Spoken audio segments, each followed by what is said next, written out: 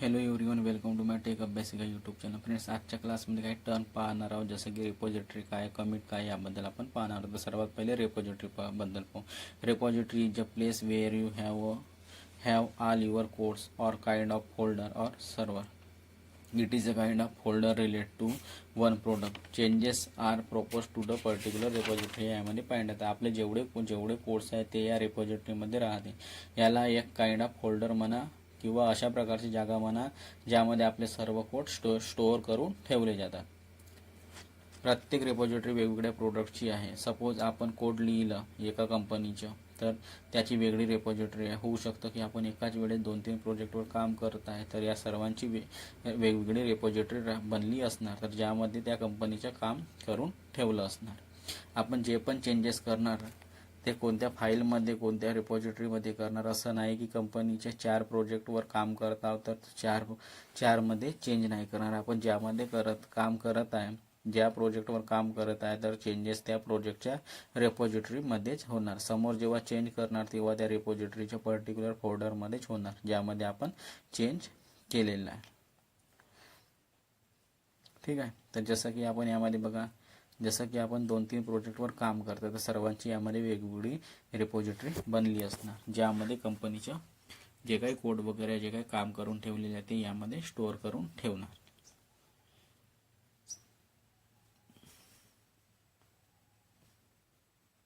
आता यामध्ये तिसरं पॉईंट आहे. तर बघा, changes are personal to that the particular repository. तर आपण जे पण चेंजेस करणार ते कोणत्या फाईलमध्ये करणार किंवा कोणत्या रेपॉजिटरीमध्येच करणार. असं नाही की कंपनीचे 4 प्रोजेक्टवर काम करत आहोत तर 4 मध्ये चेंज नाही करणार. आपण ज्यामध्ये काम करत आहे, ज्या प्रोजेक्टवर काम करत आहे, तर चेंजेस त्या प्रोजेक्टच्या रेपॉजिटरीमध्येच होणार. समोर जेव्हा चेंज करणार तेव्हा त्या रेपॉजिटरीच्या पर्टिक्युलर फोल्डरमध्येच होणार ज्यामध्ये आपण चेंज केला आहे.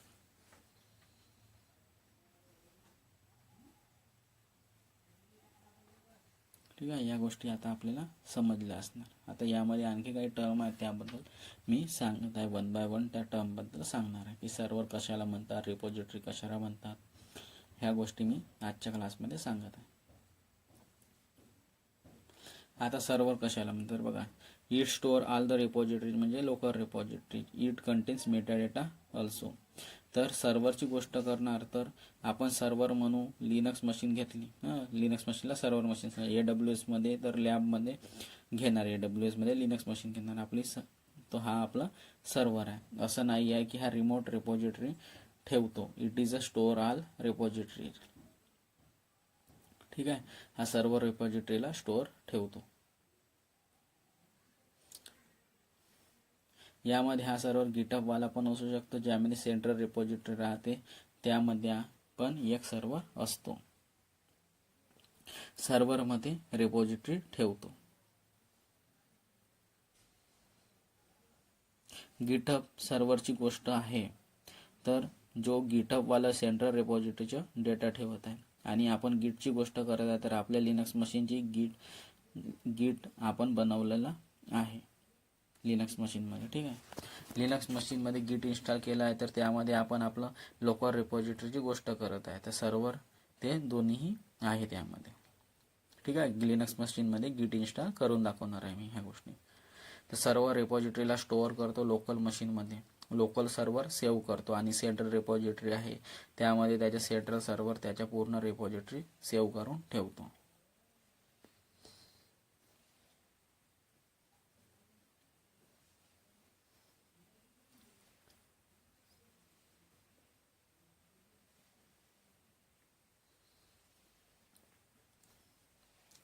तर सेंट्रल सर्व्हरमध्ये पूर्णच्या पूर्ण रेपॉजिटरी सेव्ह करून ठेवतो.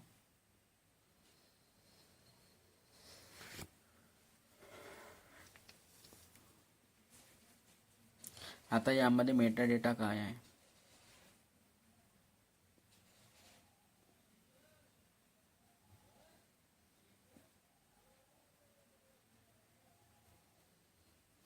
ठीक आहे. आता यामध्ये मेटाडेटा काय आहे याबद्दल पाहूया.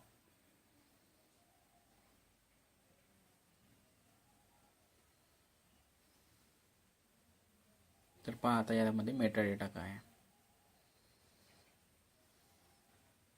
तर त्या फाईलच्या रिलेटेड त्याच्या कमिट आय डी काय आहे, त्याला टॅग काय लावला, ह्या सर्व गोष्टी मेटाडेटा आहे. म्हणजे डेटा ऑफ डेटा याला आपण मेटाडेटा म्हणतो. ह्या गोष्टी मी आपल्याला पहिले सांगितलेल्या आहे. हा त्याला पण स्टोअर करतो, त्या रिलेटेड ज्या पण गोष्टी आहेत त्यांना हा स्टोअर करतो. त्यानंतर वर्किंग डायरेक्टरी किंवा वर्कस्पेस काय आहे त्या ज्यामध्ये आपण मॉडिफाय करू शकतो कोडला.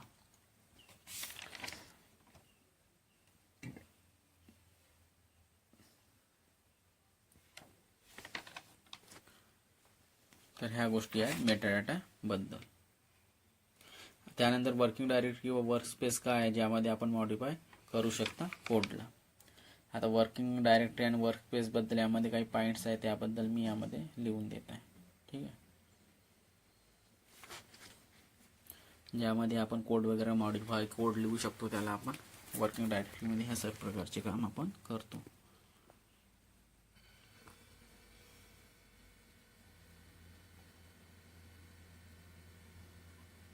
ठीक आहे, यामध्ये काही पॉईंट्स आहे मी त्याबद्दल लिहून देतो.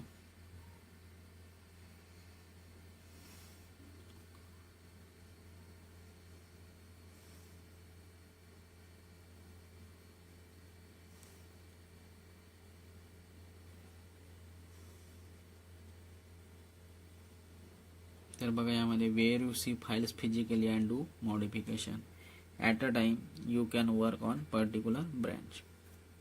ठीक आहे, यामध्ये पॉईंट आहे. तर ज्यामध्ये आपण आपल्या कोडला लिहू शकतो, मॉडिफाय करू शकतो, डिलीट करू शकतो, या प्रकारचे सर्व काम यामध्ये करू शकतो. ज्यामध्ये आपण कोड लिहितो आपण आपल्या फाईलला पाहू शकतो आणि मॉडिफाय पण करू शकतो. आपण वर्कस्पेसमध्ये एक टाईमला एकाच ब्रँचच्या कोडला लिहू शकतो. ठीक आहे, तर ह्या गोष्टी झाल्या वर्किंग डायरेक्टरी आणि वर्कस्पेसबद्दल.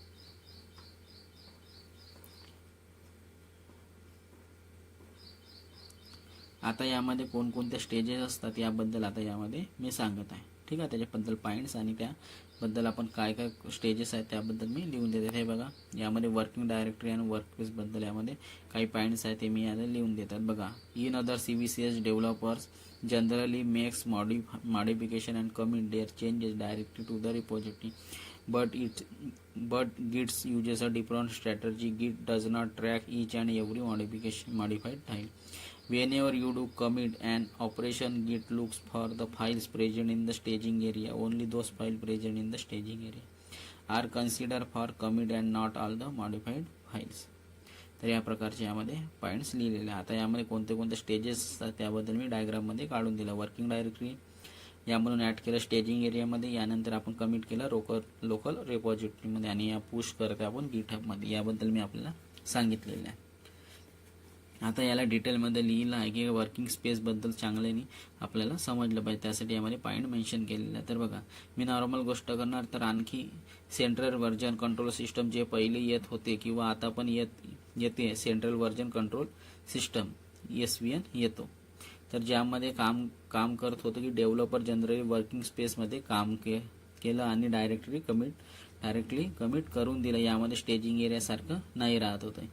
जसं आपल्या केसमध्ये स्टेजिंग एरिया असतो ज्यामध्ये पहिले फायनलाइज करून कोडला ठेवून देतो की ज्यामध्ये समोर त्या कोडला कमिट करणार तर त्यांना मी पहिले स्टेजिंग एरियामध्ये आपण पाठवून देणार. CVCS मध्ये असं नव्हतं. आपण मॉडिफिकेशन केलं, डायरेक्ट कमिट करून दिलं.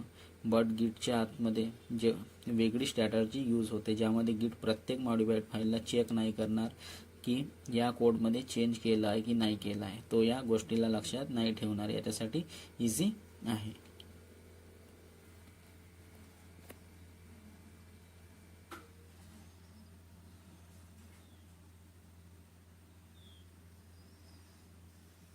तर बघा यामध्ये सांगत आहे की जसे या केसमध्ये स्टेजिंग एरिया असतो ज्यामध्ये पहिले फायनलाइज करून कोडला ठेवून देतो, त्यामध्ये समोर त्या कोडला कमिट करणार तर यांना मी पहिले स्टेजिंग एरियामध्ये आपण पाठवून देतो. CVCS मध्ये सेंट्रल व्हर्जन कंट्रोल सिस्टममध्ये असं नव्हतं. आपण मॉडिफिकेशन केलं, डायरेक्ट कमिट करून दिलं, बट गिटच्या आतमध्ये वेगळी स्ट्रॅटर्जी यूज होते ज्यामध्ये गिट प्रत्येक मॉडिफाईड फाईलला चेक नाही करणार की या कोडमध्ये चेंज केला आहे की नाही केला आहे. तो या गोष्टीला लक्षात नाही ठेवणार. त्याच्याने काम इझी आहे. आपण या गोष्टीला स्टेजिंग एरियामध्ये पाठवलं तर तो त्याला लक्षात ठेवणार की अच्छा या एम्प्लॉईने या कामाला कमिट करायला पाहत आहे.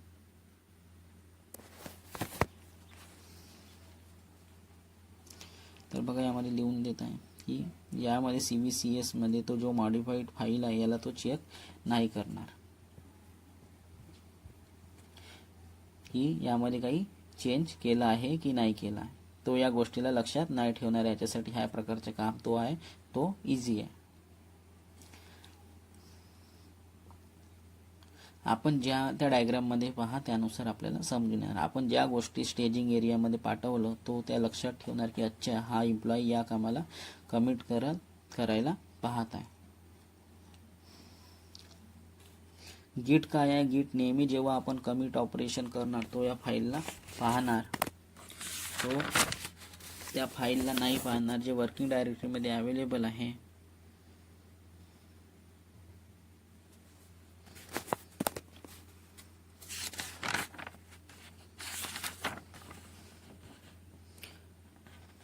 तर बघा यामध्ये गिट काय आहे? गिट नेहमी जेव्हा आपण कमिट ऑपरेशन करणार तो कोणत्या फाईलला पाहणार, तो त्या फाईलला नाही पाहणार जे वर्किंग डायरेक्टरीमध्ये अवेलेबल आहे त्याच्याशी काहीही लेनदेन नाही आहे.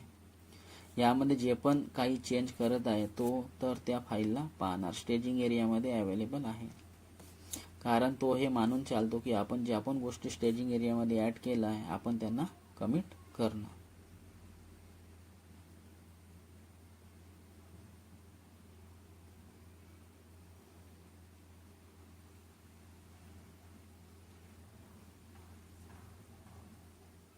ज्या गोष्टी स्टेजिंग एरियामध्ये आहे त्यांना तो कमिट करून देणार.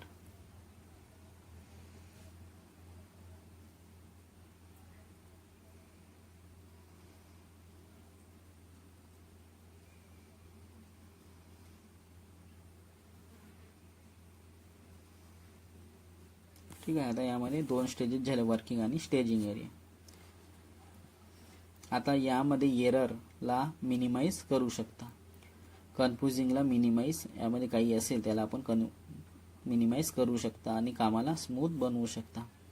आपण ज्यांना मॉडिफाईड करत आहे वर्किंग डायरेक्टरीमध्ये त्यांना आपल्याला नाही पाहायचे आहे. जे आपण स्टेजिंग एरियामध्ये ॲड केलं आहे त्यावर गिट काम करतो.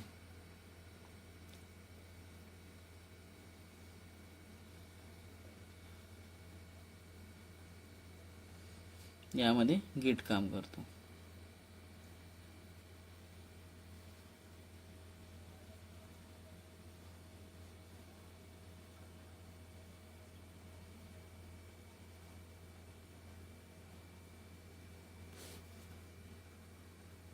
तर या प्रकारची जी प्रोसेस आहे ते इझी करून देतो.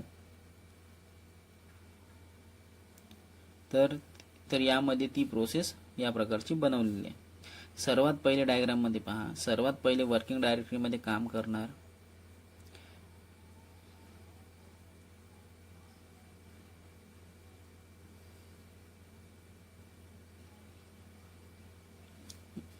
जे काम आपण फायनलाइज केलं आहे ते आता आपल्याला वाटत आहे की याला आपल्याला सेव्ह करायला पाहिजे, त्याला स्टेजिंग एरियामध्ये ॲड करून देणार. आणि स्टेजिंग एरियामध्ये ॲड केल्यानंतर आपण त्याला फायनली कमिट करणार म्हणजे सेव्ह करणार आपल्या लोकल रिपॉझिटरीमध्ये. आणि लोकल रिपॉझिटरीमधून पण आपण समोर आपल्याला वाटते तर त्याला पुश करू शकता आपल्या गिटहबमध्ये, जे काही आपली सेंट्रल रिपॉझिटरी आहे त्यामध्ये.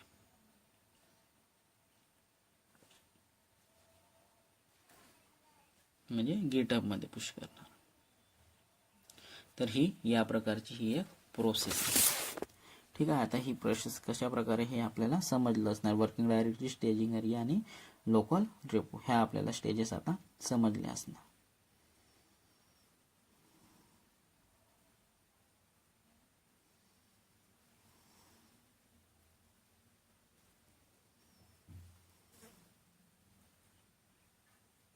तर या प्रकारची ही प्रोसेस आहे.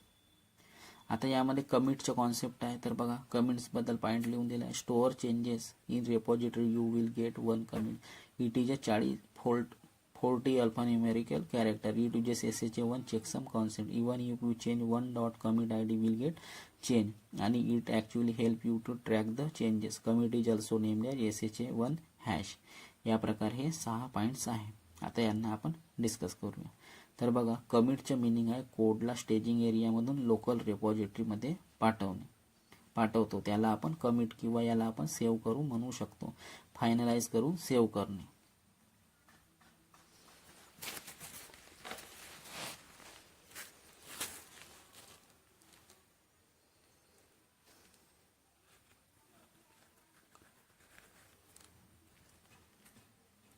आपण लोकल रिपॉझिटरीमध्ये कमिट करतो, गिटहबमध्ये करतो, त्याला पुश म्हणतात. लोकल रिपॉझिटरीमधून गिटहबमध्ये पाठवण्याला पुश म्हणतात.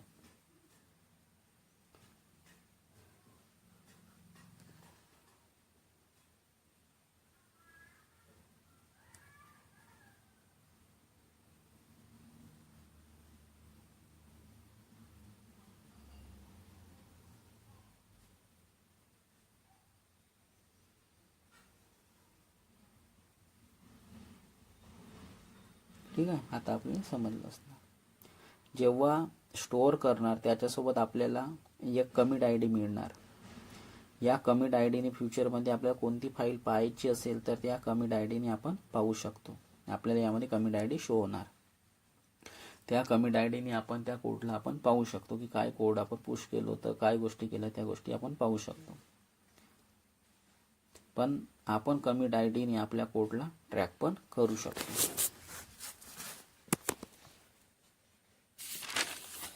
Commit I D 40 alphanumerical कॅरेक्टरची राहते. अल्फाबेट प्लस न्यूमेरिकल व्हॅल्यूनी बनलेली असते कमिट आय डी. ठीक आहे, अल्फाबेट पण असणार त्या कमिट आय डीमध्ये आणि न्यूमेरिकल व्हॅल्यू पण असणार. तर त्याला तर 40 अल्फा न्यूमेरिकल कॅरेक्टरची आय डी असते कमिट आय डी. SHA1 चेकसमचा यूज करतो. आता SHA1 चेकसम काय आहे, जसं 1000 वर्डचं कोड आहे, त्याला बायनरीमध्ये कन्वर्ट करणार आणि त्याची एक बायनरी साईज काढणार, त्या साईजसोबत आपल्याला देऊन देणार, त्याला SHA1 म्हणतात. किंवा SHA-256 एक टेक्निक आहे कोडला चेक करण्याची की कोड योग्य आहे की कोड योग्य आहे. ठीक आहे, यामध्ये ही टेक्निकचा यूज केलेली जाते SHA1 टेक्निकचा की कोडला चेक करण्याची ही एक मेथड आहे, एक टेक्निक आहे की कोड योग्य आहे बा.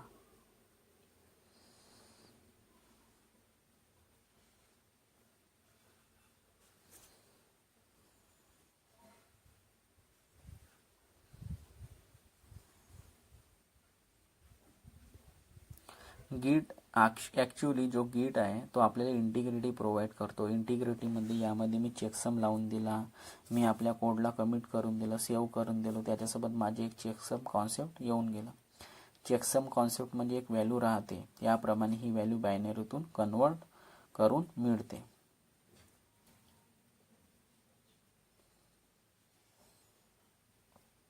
आता ही व्हॅल्यू सेंडरने सेंड केली कोणाला तरी ती चेकसम व्हॅल्यू चालली गेली.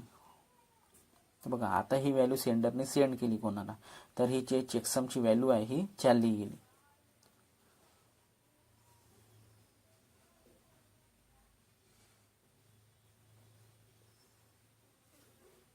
आता जो रिसिव्हर जो आहे यामध्ये SHA1 हीच टेक्निक लावली जाणार, त्याचं आउटपुट पण सेम आलं असणार.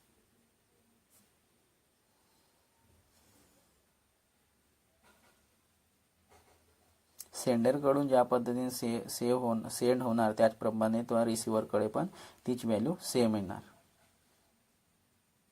Checksum value. आणि रिसिव्हर जो आहे त्यामध्ये SHA1 हीच टेक्निक लावली जाणार, कारण की सेंडरने याच टेक्निकचा यूज करून आपल्याला सेंड केलेला आहे. तर ही टेक्निक आहे चेकसम, ही एक टेक्निक आहे कोडला चेक करण्याची. तर यामध्ये जो काही आउटपुट येईल तो आपल्याला सेम आउटपुट येणार, कारण की सेंडरने सेम व्हॅल्यू शो केलेली आहे तर आपल्याला पण सेम व्हॅल्यू शो होणार. आता ही दोन्ही व्हॅल्यू मॅच झाली म्हणजे हा जो कोड सोबत छेडछाड नाही झालेला, म्हणजे कोड योग्य रीतीने आहे, जसं कोड होतं तसंच रिसिव्ह झालेलं आहे. म्हणजे त्या कोडसोबत काही छेडछाडी नाही झालेली आहे त्यासाठी ह्या SHA-1 टेक्निकचं यूज केले जाते. म्हणजे ह्यामध्ये चेकसमची जी व्हॅल्यू आहे ती सेम राहणार आणि डिफरंट राहिली तर समजून जायची की त्या कोडसोबत आपल्याला काही छेडछाड केलेली आहे.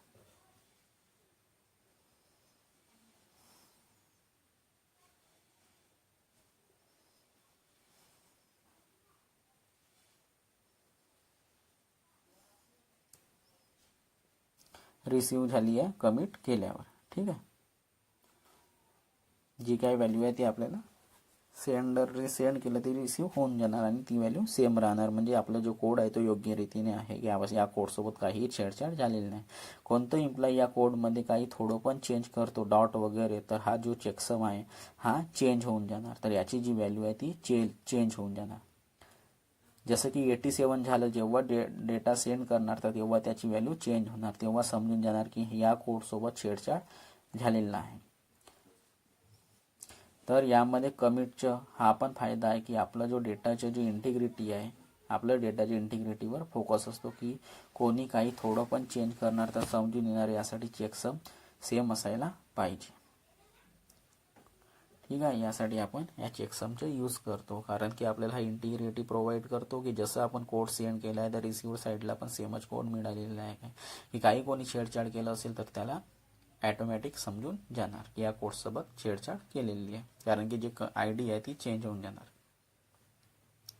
आणि आपला जो फोकस आहे तो आहे इंटिग्रिटीवर.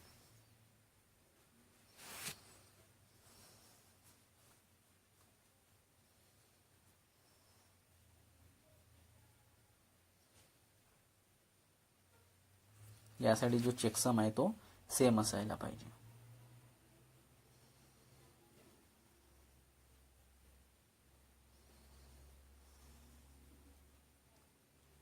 सेंडर रिसिव्हर हे दोन्ही चेकसम सेम आहे म्हणजे कोडमध्ये काही छेडछाड नाही झालेला आहे. ह्या गोष्टी आपल्याला समजून येणार.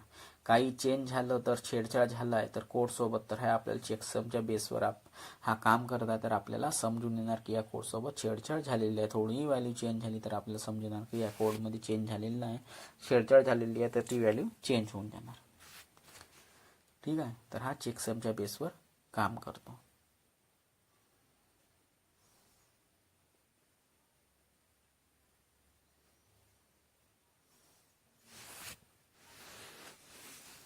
तर एक छोटंसं डॉट पण चेंज करतो तर कमिट ID चेंज होऊन जाणार.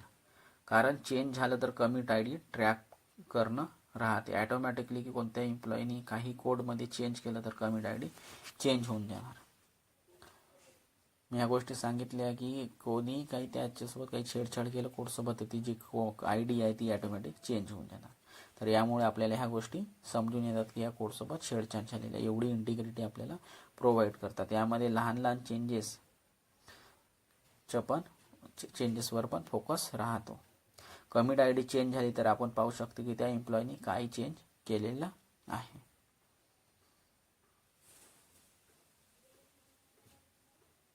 आणि कमिटला SHA-1 हॅश म्हणतात.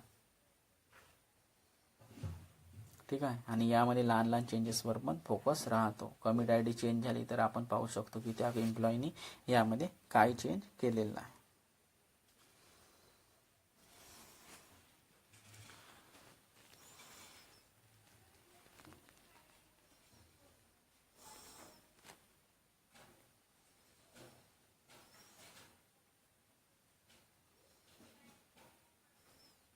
आणि याच कमिट IDला SHA-1 हॅश म्हणतात. ठीक आहे, कमिट IDला SHA-1 हॅश म्हणतात.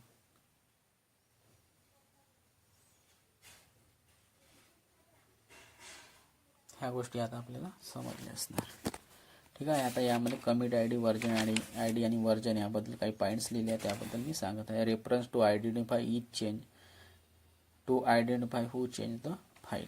ठीक आहे, तर बघा यामध्ये कमिट IDनी एक एक चेंजला ट्रॅक करू शकता.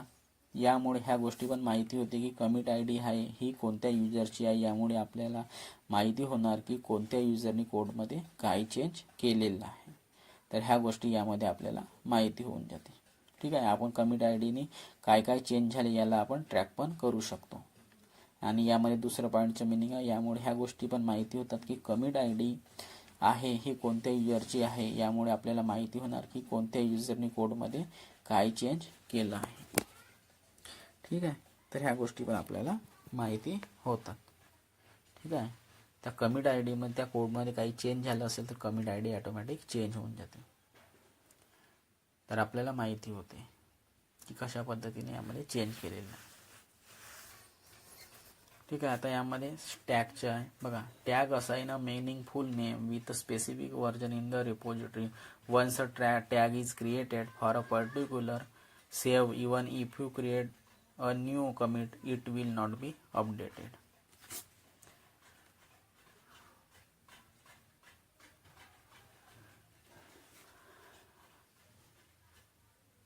तर बघा, टॅगची गोष्ट करणार तर टॅग का बरं राहते?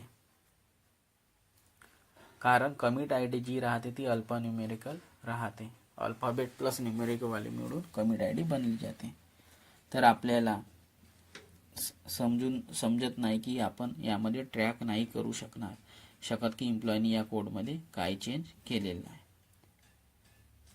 ठीक आहे. कमिट आय डीने एकसार आपल्याला माहिती आहे, कारण खूप सारं कमिट आय डी राहिलं तर आपल्याला कशा पद्धतीने माहिती आहे ना की कोणत्या कमिट आय डीमध्ये काय गोष्टी आहे. तर ह्या गोष्टी आपल्याला लक्षात ठेवायच्या आहे. तर सपोज मी इंडेक्स फाईलमध्ये चेंज केला आहे,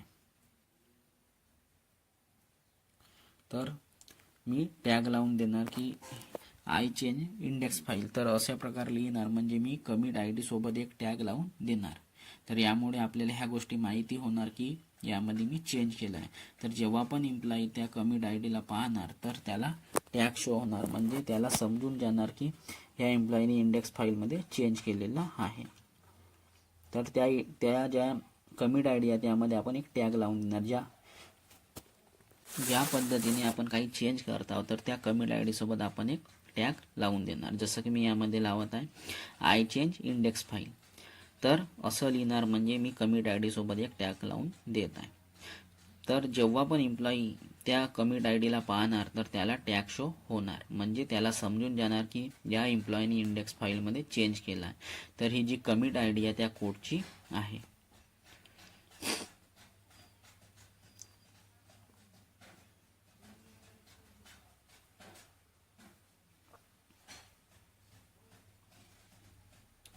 ज्यामध्ये इंडेक्स फाईल चेंज आहे, म्हणजे इंडेक्स फाईलमध्ये चेंज केला आहे आणि त्याला दुसरी फाईल पाहायची आहे. तर टॅगनी इझी होऊन जाते कामाला करणं. यासाठी टॅग लावून देतो कोडला माहिती करण्यासाठी आणि इझी होऊन जाते.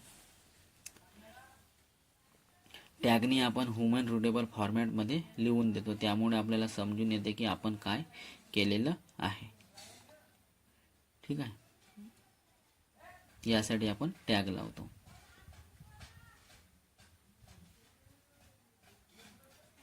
ठीक आहे. या गोष्टी आपल्याला समजून येतात की यामध्ये आपण काय करत आहे आणि कामध्ये त्या काय काम केलं त्याप्रमाणे आपण त्यामध्ये टॅग लावून देतो. तर ह्या गोष्टी आपल्याला या टॅगमुळे आपल्याला समजून येतात आणि टॅगनी आपण ह्युमन रिडेबल फॉर्मॅटमध्ये लिहून देतो.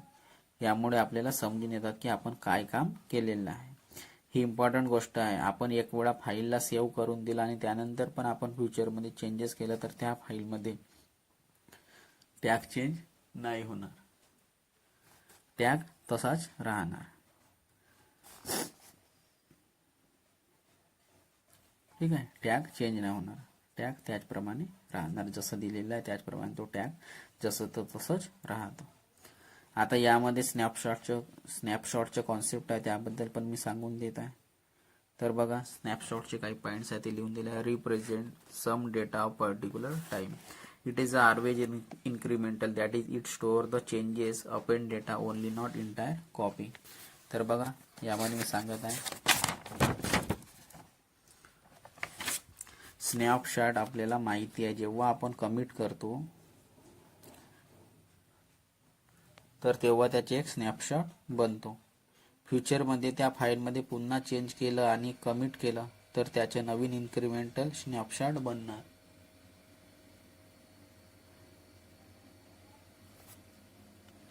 तर बघा, फाईलमध्ये पुन्हा काही चेंज केलं आणि कमिट केलं तर त्याचे एक नवीन इन्क्रिमेंटल स्नॅपशॉट बनणार. जे काही त्यामध्ये चेंजेस ॲड राहणार ते त्या स्नॅपशॉटमध्ये ॲड होणार. स्नॅपशॉट इन्क्रिमेंटल असतो, ह्या गोष्टी मी आपल्याला सांगितल्या. आणि स्नॅपशॉटमध्ये ज्या गोष्टी नवीन असतात, चेंजेस केलेले असतात, त्याच गोष्टीचे स्नॅपशॉट घेतलेलं असतात. कारण जुन्या गोष्टी पहिलेच फाईलमध्ये आता ते त्यामधून उचलून घेणार ऑलरेडी, परंतु आउटपुटमध्ये आपल्याला सर्व गोष्टी शो होणार.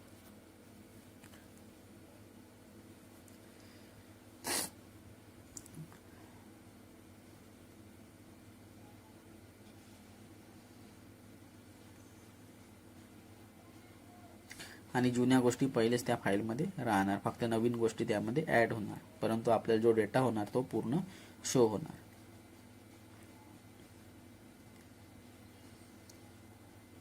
आणि आउटपुटमध्ये आपल्याला सर्व गोष्टी शो होणार.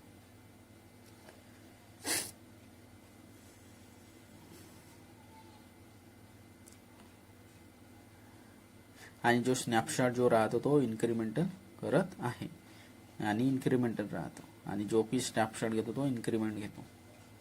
म्हणजे जे काही नवीन चेंज आहे त्याच्याच तो स्नॅपशॉट घेणार.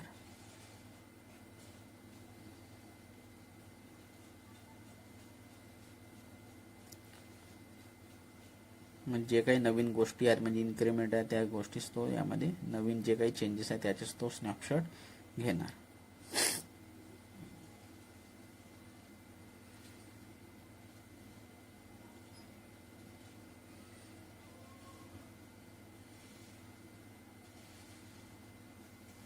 परंतु आउटपुटमध्ये आपल्याला पूर्णच कोड शो होणार.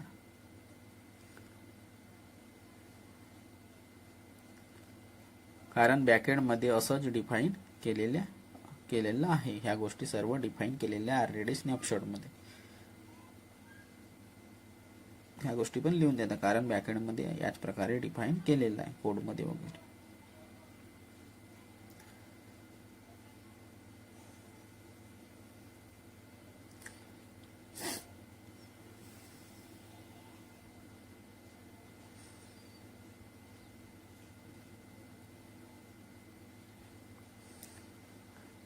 जुनो कोडला उचलून जुनो कोड देणार.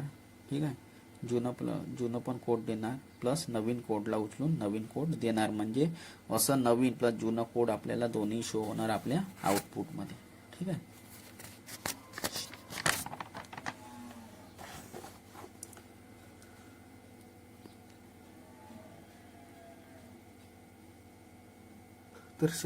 तर स्नॅपशॉटमध्ये आपल्याला दोन्ही गोष्टी शो होणार, जुनं प्लस नवीन गोष्टी.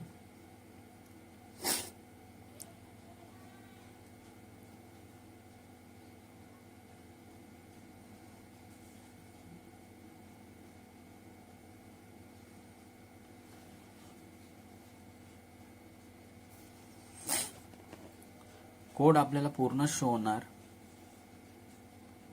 कारण बॅकएंडमध्ये याच प्रकारे यामध्ये डिफाईन केलेला आहे.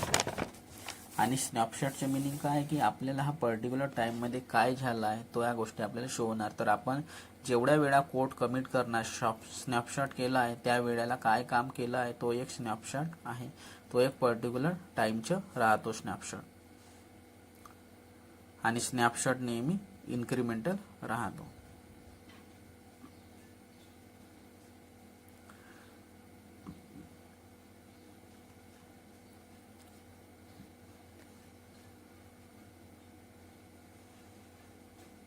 आणि जेवढ्या वेळा आपण कमिट करणार तर त्याचा आपण स्नॅपशॉट केलेला आहे. तर त्या वेळेला काय केला आहे तो एक स्नॅपशॉट आहे, तो एक पर्टिक्युलर टाइमचाच राहतो.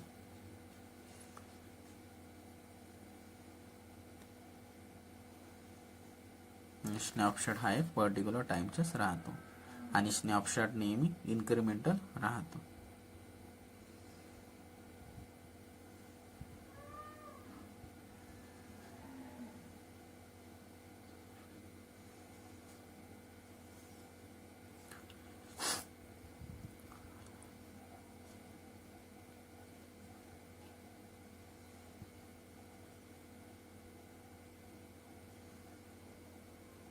ठीक आहे, ह्या गोष्टी पण लिहून दिलेल्या आहे. स्नॅपशॉट नेहमी इन्क्रिमेंटल राहतो. अपेंड डेटा म्हणजे जनरली आपण कमिट जो करतो म्हणजे डेटा ॲड करतो, आपण कधी डेटाला डिलीट नाही करत. आपण जेव्हा कमिट करत आहे, सपोज आपण कोणतं काम केलं, कोड लिहिलं, फ्युचरमध्ये त्या कोडला वर्किंग डायरेक्टरीमध्ये आणलं आणि त्यामध्ये काही चेंज केलं,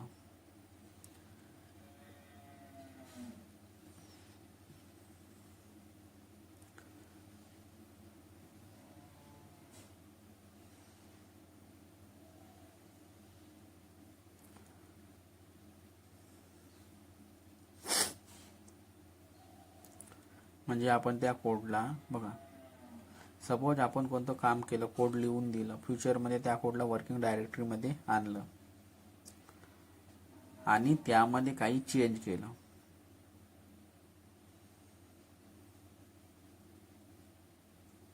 तर आपण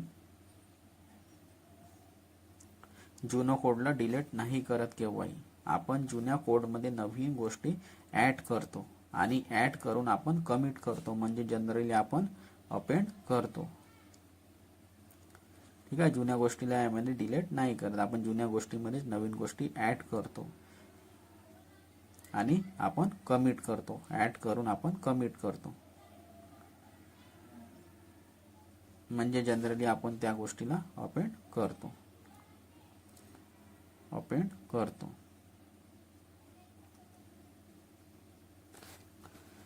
अपेंड करण्याचे मीनिंग आहे की डेटाला ॲड करणं.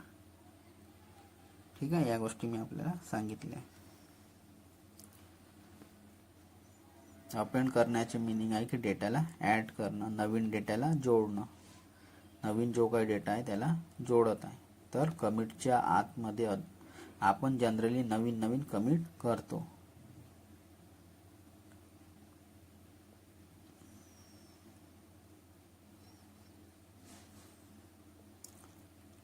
ज्यामध्ये नवीन कोडला जोडतो, जुन्या गोष्टीला डिलीट नाही करत. ज्यामध्ये फक्त आपण नवीन गोष्टीला जोडत आहे, जुन्या गोष्टीला डिलीट नाही करत आहे. गरज आहे तर तेव्हा आपण डिलीट करू शकतो, जेव्हा आपल्याला गरज आहे तेव्हाच त्याला आपण डिलीट करू शकतो. असं विनाकारण आपण असं काहीही नाही करणार. तर जनरली हा डेटा जनरली आपण अपेंड करतो डेटाला.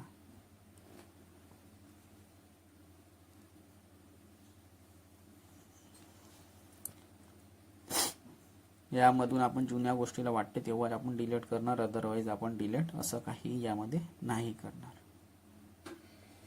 तर जनरली आपण अपेंड करतो डेटाला.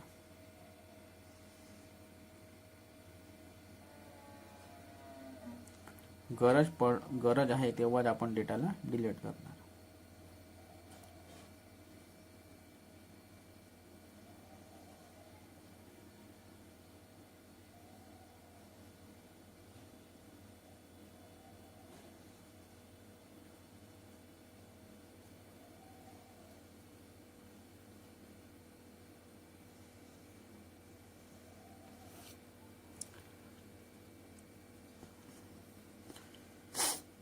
ठीक आहे, आता ह्या गोष्टी समजलेल्या असणार. आता इन्क्रिमेंटल म्हणजे इंटायर कॉपीचा स्नॅपशॉट नाही घेणार, म्हणजे जे काही आहे पूर्ण डेटाचा आपण स्नॅपशॉट नाही घेणार. म्हणजे इन्क्रिमेंटल म्हणजे इंटायर कॉपीचे स्नॅपशॉट नाही घेणार. त्याच कोडचं, त्याच लाईनचं, ज्यामध्ये काही लाईनमध्ये चेंज केला आहे किंवा नवीन ॲड केलं करून जोडलेलं आहे, त्याच गोष्टीचे तो स्नॅपशॉट घेणार. म्हणजे नवीन लाईन जोडतो त्याला आपण अपेंड म्हणतो. नवीन लाईनला ॲड करणं याला आपण अपेंड म्हणतो. लिनक्समध्ये या गोष्टी अपेंड वगैरे काय असतात ह्या गोष्टी सांगितलेल्या आहेत. आणि इन्क्रिमेंटल बॅकअप हा जो स्नॅपशॉट असतो हा इन्क्रिमेंटल असतो, म्हणजे जे काही त्या लाईनमध्ये काही चेंजेस असेल, काही ॲड केलं असेल त्याच गोष्टीचा हा स्नॅपशॉट घेणार. आणि परंतु आपल्याला आउटपुटमध्ये जुना आणि नवीन डेटा दोन्ही डेटा आपल्याला शो होणार. तर नवीन लाईन जोडतो त्याला आपण अपेंड म्हणतो. तर आता ह्या आपल्याला ज्या काही आपल्याला टर्म सांगितल्या आहेत, टॅग्स, कमिट, रिपोजिटरी, ह्या आपल्याला आता आजच्या क्लासमध्ये आपल्याला टर्म समजलेला असणार. तर बघा यामध्ये लिहून देत आहे, नवीन लाईनला जोडतो त्याला आपण अपेंड म्हणतो. तर ज्या काही मी टर्म आजच्या क्लासमध्ये सांगितल्या ह्या गोष्टी आपल्याला इझिली समजल्या असणार. ठीक आहे, अपेंड म्हणतात. तर फ्रेंड्स, या व्हिडिओमध्ये एवढंच. Bye bye.